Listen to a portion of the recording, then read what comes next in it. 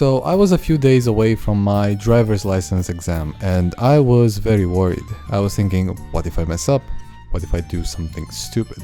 And I also knew that there were probably lots of other hidden risks that I wasn't even aware of. And somehow my dad checked in on me and in a familiarly, expectedly invalidating way, he told me that I have nothing to worry about since it should be simple. At this point, I wasn't even upset about this type of thing anymore. Well, no, what do you mean? Think about it. I was wondering, how in the world does that make any sense? You know, I've spent all this time and money preparing for this, and I was gonna have my driving test in one of the cities with the worst traffic in the world. So yeah, I was bound to be a little worried. But in this way, you see, I realized something important. He was right in a way. It should be simple. I can get into lots of different analogies for this, from video games to mathematics or even to nostalgia about living in a communist regime, for example. What all these things have in common is our implicit capacity to construct our view of the world as being simple. If you watch some of my other videos, you know that I'm working on a psychological model of human experiences, which is for my master's thesis. I am currently gathering participants for this experiment aimed to investigate time perception, and currently it's looking promising. I'm trying not to let too much time pass between my uploads, but time still seems to outrun me. I am still very much looking forward to making lots of videos on topics that I find really interesting, so thank you for your patience and make sure to subscribe to not miss anything. Now back to the video. It's interesting because as humans, evolution made it so that we are quite inclined towards negativity. We tend to pay more attention to negative things because we've usually been primarily concerned with surviving rather than living better, so we prioritize threats over opportunities, which implicitly makes the world look more threatening. But this seems to be somewhat of an exception.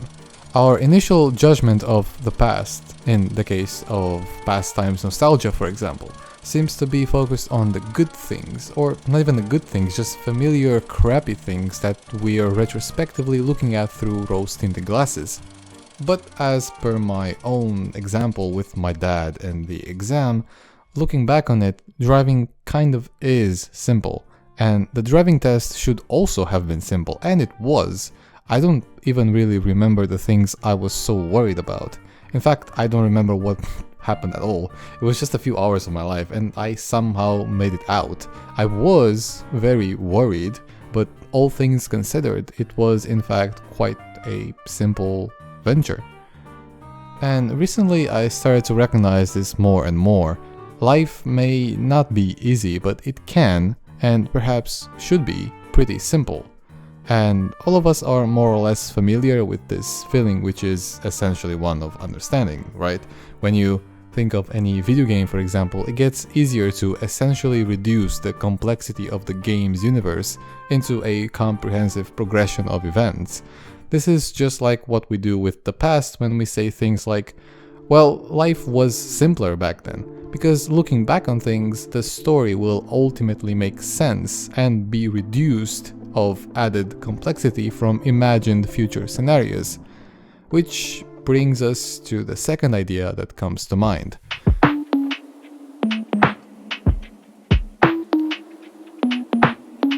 There are these times in our lives where we find ourselves worrying about possible circumstances. However, in retrospect, we will have again realized that life was in fact simple. But as I implied before, maybe it's the fact that life already is simple. It's like there's a part of us working over time to protect us from feeling afraid or ashamed in the face of adversity, though in doing so, this worry renders us incapable of actually taking action, because the monster we imagine just gets too large for us to take on, and the more we worry, the longer we hesitate, and the more we hesitate, the more we worry, and so on. I don't think people can necessarily change this all on their own though, because this pattern of worry generally develops in relationships where support, validation, trust, and encouragement are on the lower side. So a good psychotherapist can be that vital place from where we can gather the resources necessary to break out of this anxiety pattern. That, along with taking gradual steps towards distancing from the people who are untrustworthy and damaging, is generally the way people can make room for healing and transformation. So remember, life can and should be simple, and try not to let worry prevent you from seeing that. I'll see you next time. Wake up every day, I have some food and everything seems like it's going to be fine. Then all of a sudden shit